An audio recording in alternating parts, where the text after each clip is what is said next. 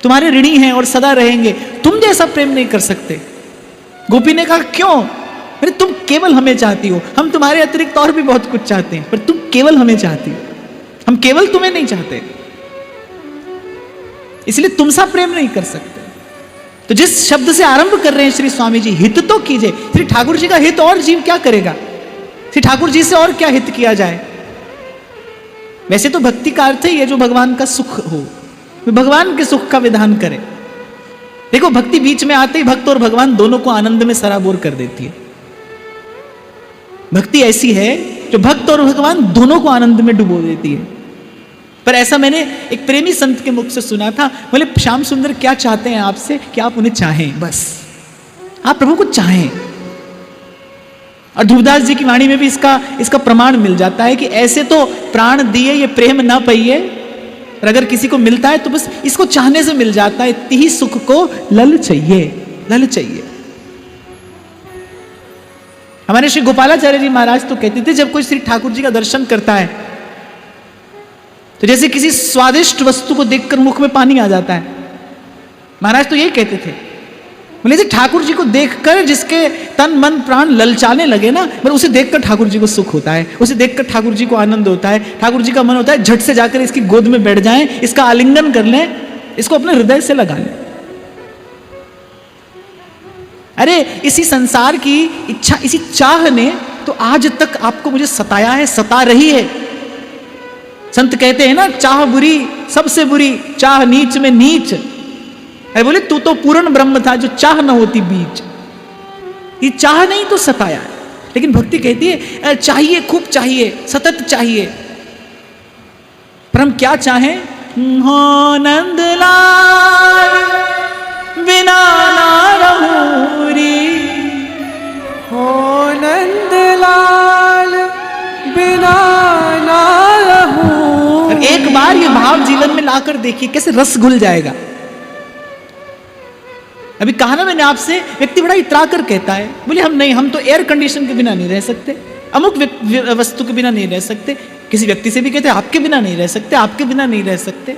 भक्त कहता है भाई हम रह जाएंगे, हम किसी के बिना भी रह जाएंगे, किसी के संग भी रह जाएंगे, किसी के बिना भी रह जाएंगे, पर आपके बिना नहीं रह सकते। हे प्रभु आपके बिना नहीं रहेंगे, आपके बिना एक क्षण नहीं रहेंगे। चरण सरोज गहूरी और सुंदर वदन चहूरी, तन मन अर्पण हरि सो कीनो, तन मन अर्पण हरि सो कीनो, सुंदर वदन चहूरी,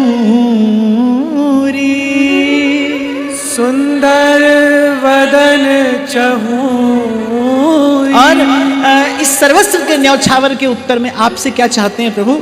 बस इतनी कृपा हो कि आपके श्रीमुख का दर्शन होता रहे। देखो जो प्रेमी हृदय है ना, उसका सुख क्या है? बस प्रियतम का दर्शन होता रहे। अरे दर्शन के लिए तो तानसेन कहते हैं चलो सखी सौतन के घर जाइए,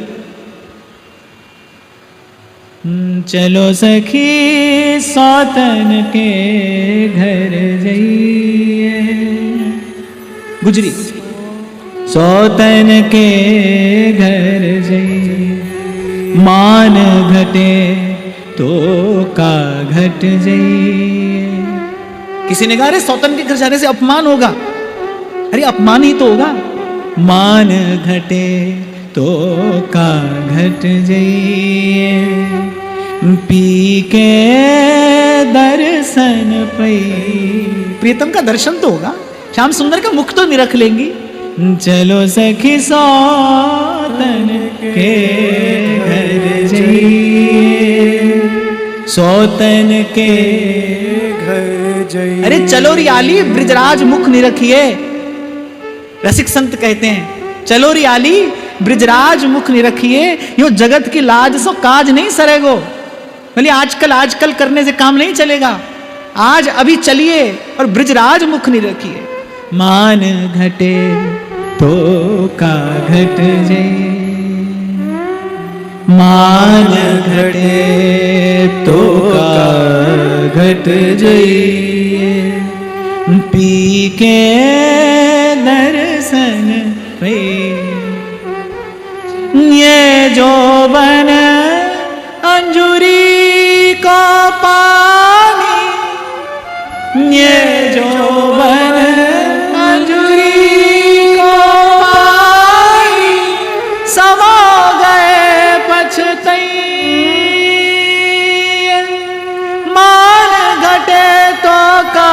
बाट जाइए, पी के दर्शन पई,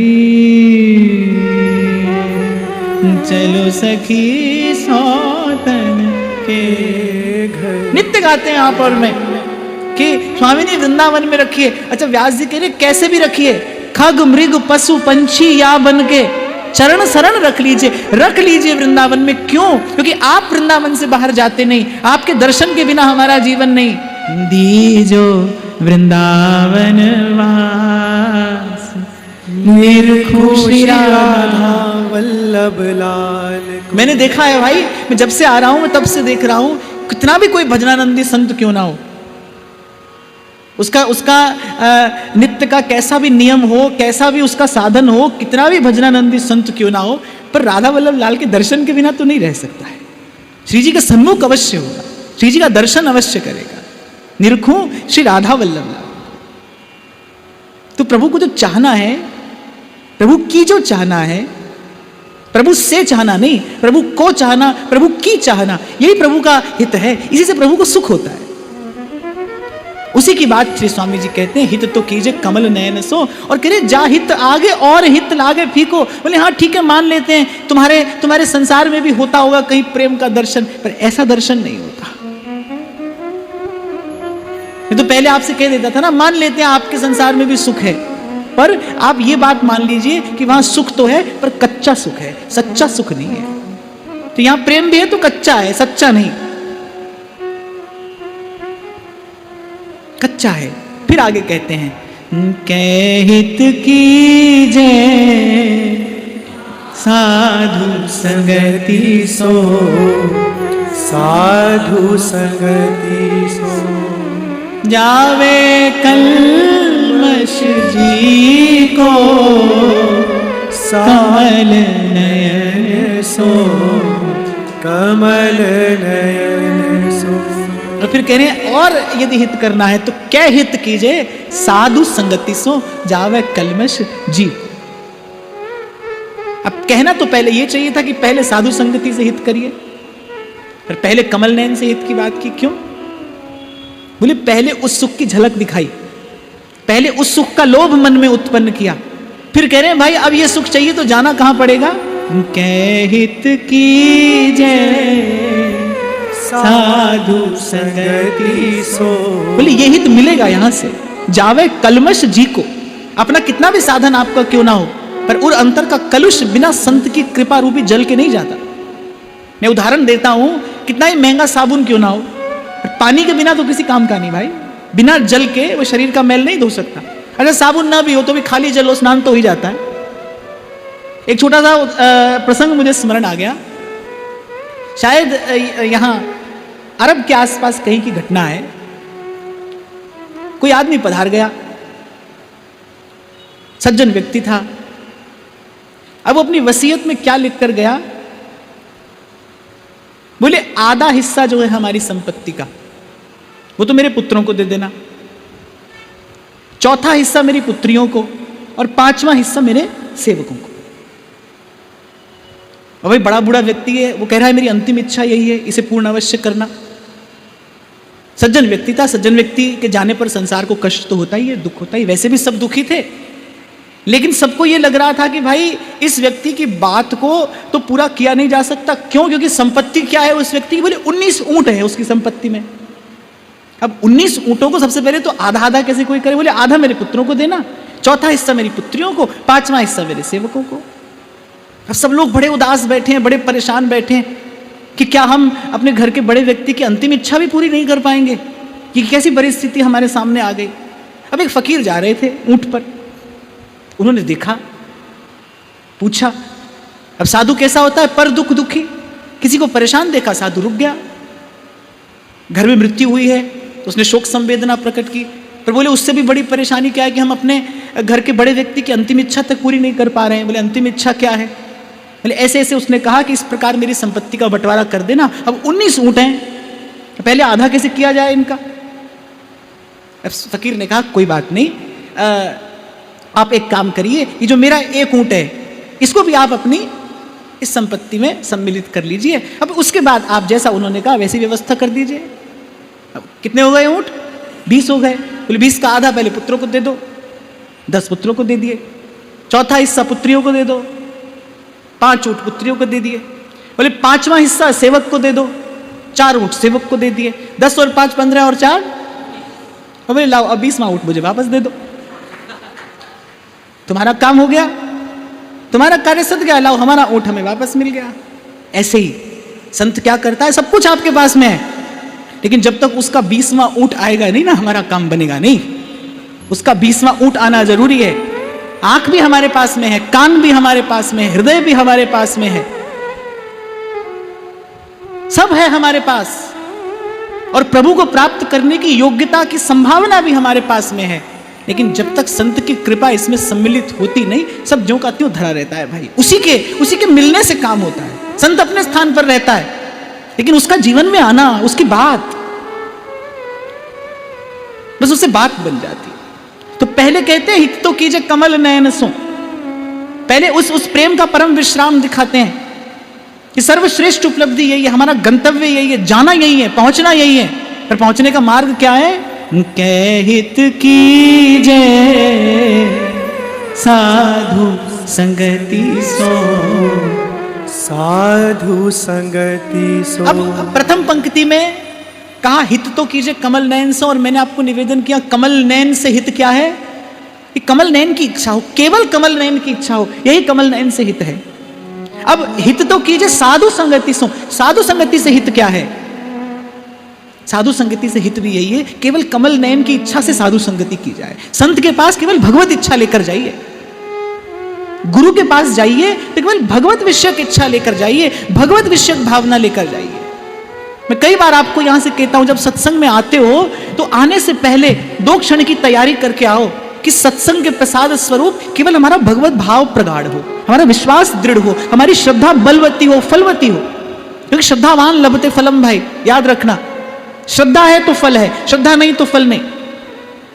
इसीलिए सेवक जी तो कह रहे प्रथम हृदय श्रद्धा जो करे। हमने बड़े विस्तार से चर्चा की थी जब इस प्रसंग की चर्चा हुई, तो प्रथम हृदय श्रद्धा जो करे, श्रद्धावान लभते फलम।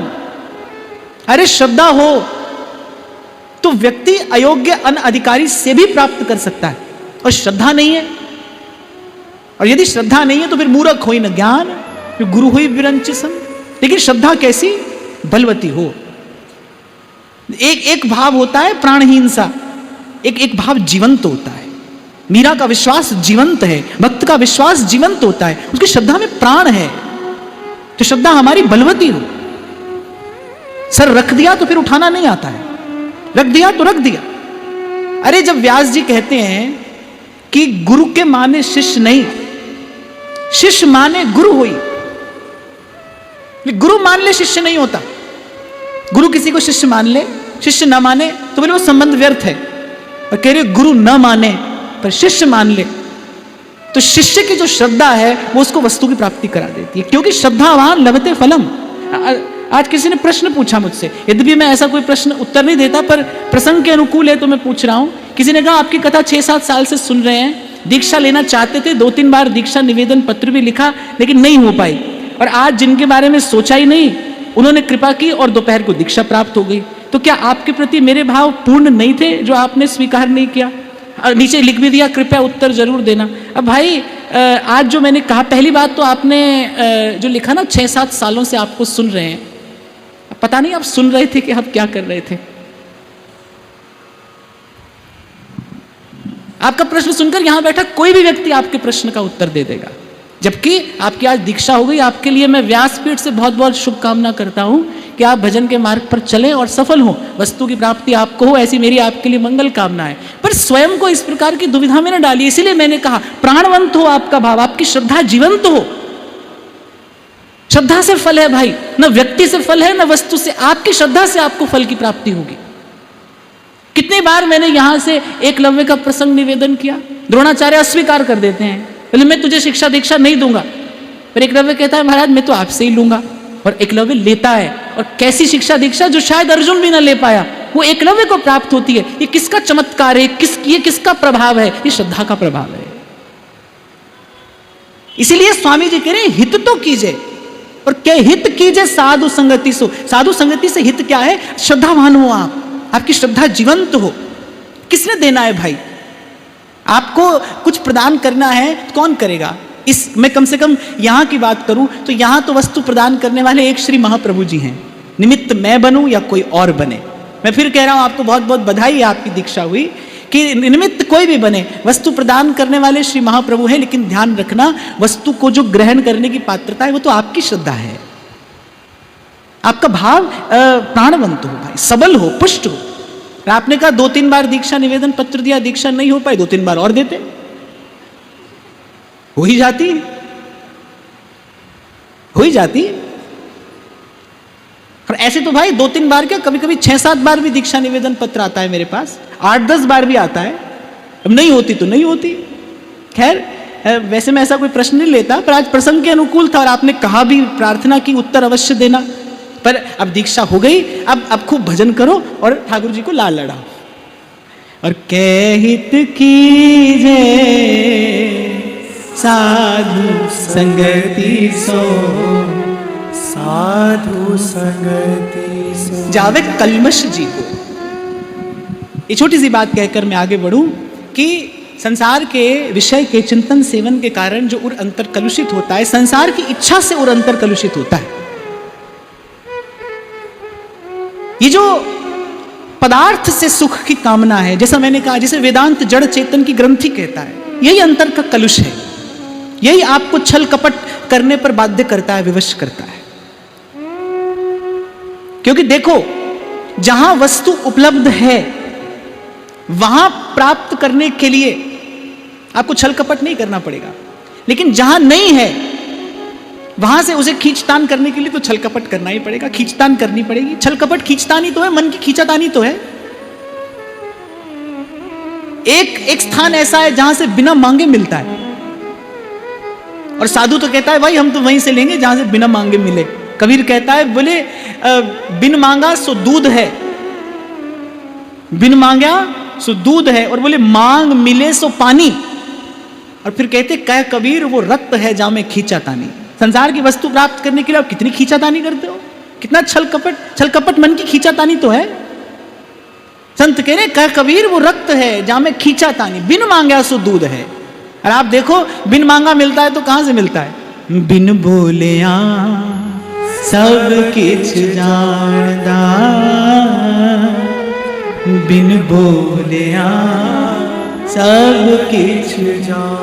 मैं आपको भाई अपने जीवन का अनुभव बता रहा हूं, सर्व साधनहीन होते हुए भी, सर्व साधनहीन होते हुए भी हृदय का छोटे से छोटा और बड़े से बड़ा मनोरथ ठाकुर जी पूर्ण करते हैं। बिना प्रार्थना के करते हैं, बिना याचना के करते हैं, अवश्य करते हैं, अवश्य करते हैं। तो ये जो संसार की इच्छा है, जो पदार्थ की इच्छा है, ये जड़ की इच्छा है, यही उर अंतर का कलुष है। और ये उर अंतर का कलुष साधु संगति के बिना किसी साधन से नहीं धुलता। संत ये है जो अपनी अकारण कृपा से धो देता है इसे। अभी आपको जो प्रसंग मैंने छोटा सा निवेदन किया ना, ये तो केवल इस बात को बताने के लिए कहा, पर बात सच में ऐसी है। संपत्ति आपकी है, लेकिन उसकी बात मिले बिना, उसका साथ मिले बिना, उसका हाथ मिले बिना हम जीवन के निर्णय तक पहुंच नहीं पाएंगे।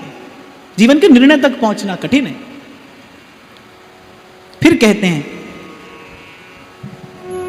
हरि को हित ऐसो जैसो रंग मजीठ, हरि को हित ऐसो जैसो रंग मजीठ, संसार हित रंग कसुभ दिन दुती को, संसार हित रंग कसुभ दिन दुती को। अनुराग का रंग क्या होता है? लाल। कह रहे संसार के अनुराग का रंग भी लाल ही है, और श्री ठाकुर जी से जो अनुराग है उसका रंग भी लाल ही है। अभी यही मैं आपसे कह रहा था ना, यहां भी प्रेम है, कच्चा प्रेम है। वो कह रहे ऐसे जो हरि को हित ऐसो रंग मजीठ को। मजीठ का रंग क्या होता है? माने लग जाए तो छूटेगा नहीं, धो भी धोए चाहे सारी उमरिया, वस्त्र फट जाएगा लेकिन रंग नहीं छूटेगा। और एक है कसूभी का रंग, कह रहे दिन दुती को, बोले 2 दिन का, 2 दिन चढ़ा और फिर उतरा, फिर चढ़ा और फिर उतरा। और आप देखो हमारे जीवन में यही घट रहा है, रंग चढ़ता है फिर उतरता है, आज इसका रंग चढ़ा कल उसका रंग चढ़ा, आज इसके पीछे कल उसके पीछे। यहां से अपना मनोरथ पूर्ण नहीं हुआ तो वहां पहुंचे, वहां नहीं होगा तो कहीं और पहुंच जाएंगे। तो कह रहे इस मन की चादर पर रंग चढ़ाना हो तो फिर ये मंजीठ का रंग चढ़ाइए, हित कीजिए बिहारी सो। किसी ने पूछा क्यों, तो बड़ा सुंदर उत्तर देकर विश्राम लेते हैं, कह रहे और निभाहु जान जी को, बोले उर अंतर की जानने वाला है और प्रेम को निभाने वाला है। बोले संसार निभाने वाला नहीं है भाई, ये प्रेम को निभाने वाला है। संतों के मुख से सुना है भाई कि हाँ ठीक है ब्रज का ठाकुर रुलाता तो है और थोड़ा नहीं बहुत रुलाता है, पर कहते प्रेम के एक एक अश्रु का मोल भी चुकाता है। ठाकुर जी मोल चुकाते हैं, प्रेम का मान रखते हैं, सम्मान करते हैं। मैं तो कई बार कहता हूं आपसे, भक्त का सम्मान कौन करता है? केवल भगवान करते हैं, वो ही कर सकते हैं। संसार क्या भक्त का सम्मान करेगा? प्रभु अपने आप को न्यौछावर करके भक्त का सम्मान करते हैं। मैं फिर गुनगुना दूं दो पंक्तियां। कहते हैं द्रौपदी का जूता था पीतांबर के कोने में, और जब देखा भीष्म पितामह ने तब लगे कन्हैया हंसने में, वहां लगे पितामह रोने। रात रात भर जाग कर प्रभु ने पांडवों की रक्षा की है। विरोधियों की, शत्रुओं की एक एक चाल को निरस्त करने के लिए प्रभु रात रात भर जागते हैं, पांडवों को विजयी बनाने के लिए। इसीलिए संत कहते हैं भाई ये निभाना जानता है। आज जहां से हमने इस चर्चा में प्रवेश किया कि मूर्खता है अगर कोई अमूल्य मणियों को कांच के मनकों में पिरो दे, ऐसे ही इस हित को, इस प्रेम को, ये जो ममता प्रभु ने आपको मुझे दी, कितना दुख जीव ममता को संसार में लगाकर पाता है, कितना कष्ट, कितनी पीड़ा पाता है। मैंने देखा है भाई, थोड़ा देखा भी है और थोड़ा जीवन में अनुभव भी किया कि ममता संसार में लगती कितने दुख और पीड़ा का कारण बनती है। और ऐसी पीड़ा, ऐसा क्लेश जिसकी कोई औषधि नहीं है, किसी कोई औषधि नहीं है। मोह सकल व्याधिन कर मूला, गोस्वामी जी कह रहे मोह सकल व्याधिन कर मूला, तिनते पुनि उपजई बहुसूला। और उससे जाने फिर कितने कांटे, कितने कष्ट और जीव भुगतता है, कांटों की शैया पर पड़ा है। देखो मोहवशात जो समय पर सही निर्णय नहीं ले पाए, उसको अंत में शरशैया मिलती है। भीष्म पितामह को मिली कि नहीं मिली? केवल मोहवशात सही समय सही निर्णय नहीं ले पाए, जो वस्तु जहां लगानी चाहिए थी वहां नहीं लगा पाए। उनका बल, उनका सामर्थ्य धर्म की रक्षा के लिए था, भूल हुई। केवल हस्तिनापुर के राज सिंहासन को ही अपना धर्म समझ लिया और उसकी रक्षा में अपनी वो सारी शक्ति सामर्थ्य लगा दी, पर अंतिम परिणाम क्या? शर की शैया। भक्ति के फलस्वरूप भगवान मिले, निश्चित रूप से मिले, लेकिन बड़ा कष्ट सहना पड़ा भाई, अपार पीड़ा सहनी पड़ी। कौन कह सकता है भीष्म पितामह के हृदय के उस कष्ट को, जो उन्हें अर्जुन पर बाण चलाते हुए होता होगा, जो उन्हें अपने प्रिय पांडवों पर प्रहार करते हुए होता होगा। एक माता से कोई कह दे, माता कहेगी मुझे 100 बार मरना स्वीकार है, लेकिन मैं ऐसा नहीं कर सकती, मैं अपने बालक पर प्रहार नहीं कर सकती। कोई पिता ऐसा नहीं कर सकता। कितना अपार कष्ट, कैसी पीड़ा जिसकी कोई औषधि नहीं। मोह, मूल में क्या है? मोह है। मोह सकल व्याधिन कर मूला। ये मोह, ये ममता जीव संसार में लगाकर कितना कष्ट पाता है, अपार कष्ट और अनंत कष्ट, जन्म जन्म का कष्ट। इसलिए कल के पद में स्वामी जी ने कहा आव समाधि भीतर न हो अगला। अरे इस भाव में प्रवेश कर, संतों के इस भाव देश में आ, तेरा पुनर्जन्म ना हो। तेरी अहमता ममता सिमट कर प्रभु के चरणों में ये निवेदन कर देंगे। तो कहे श्री हरिदास हित कीजिए बिहारी सो। ये जो वृंदावन विहारी विहारिन है, वे रंच प्रेम में अपने आप को बेच देने वाले हैं। हित ध्रुव निरखत नेक नहीं, वैभवता की ओर। एक यही ऐसे हैं, ध्रुवदास जी कह रहे हैं ना, 3 लोग 14 भुवन प्रेम कहूं ध्रुव नाय। एक है प्रेमी एक रस राधा वल्लभ आही, भूल कहे को और ठा झूठो जानो ताही। यही है प्रेम का मोल जानते हैं। प्रेम का उत्तर देना जानते हैं। यही प्रेम स्वरूप, हित स्वरूप ये राधा वल्लभ कुंज बिहारी हैं।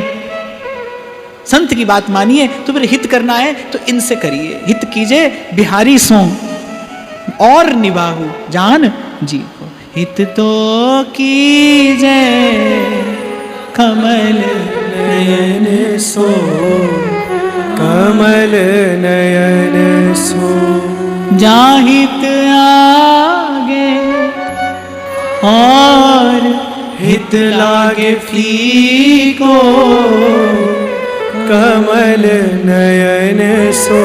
और एक बात और कहकर मैं वाणी को विराम दूंगा। भाई इन संतों की वाणी बार बार गाइए, मेरी बात मानिए, मेरा अनुभव यदि आप मानिए। आज से मैं पहले आपसे कह रहा था, बहुत बार ये पद गाया, लेकिन इस पद को गाते गाते ही इस पद का मर्म हृदय में प्रकाशित हुआ, इस पद का ये भाव हृदय में स्फुरित हुआ, इस वाणी का गान करते करते ही। आपके मेरे पास तो नाम भी है और आचार्यों की कृपा से वाणी भी है। नाम भी है, वाणी भी है, और नाम और वाणी में हमारा विश्वास हो, हमारी श्रद्धा हो, ऐसा सिद्धांत भी हमारे पास में है। उसका आश्रय लेकर, उसका आधार लेकर कहहित कीजे साधु संगति सो, साधु संगति सो, जावे कल्मष जी को, कमल नयन सो, कमल नयन सो। आज की ये मधुर वार्ता श्री लाडली लाल जी के श्री चरणों में निवेदन करते हुए महाराज श्री के चरणों में प्रणाम। आप सबके हृदयस्थ हित प्रभु को, भाव प्रभु को, प्रेम प्रभु को नमः।